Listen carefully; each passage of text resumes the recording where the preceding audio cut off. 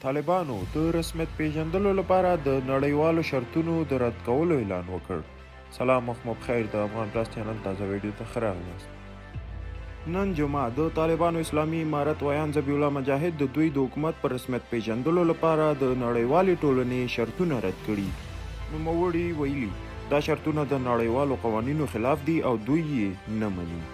دا په داسې حال کې ده چې نړیوالو د طالبانو د اعلان کړي اسلامي امارت په رسمیت پیژندلو لپاره بیلابیل شرطونه ایښي.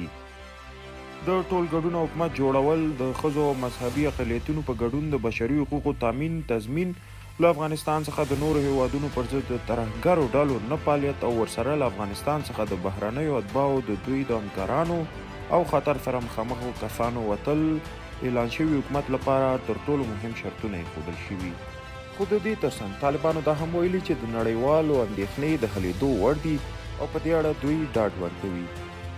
شنونکي دا باور لري چې طالبان به په دا ډول سخت دریځۍ سره خپلې واکمنۍ ته دوام ورنه کړی شي او هم به د افغانستان خلک لا نور بشري ناورین، شدید فقر او بدو ورځو سره مخ کړي.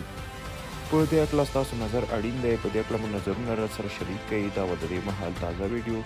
تر نورو مهمو ویډیوګانو مه هېروئ چې زموږ چینل سبسکرایب کړئ. تر بیا ښې چارې.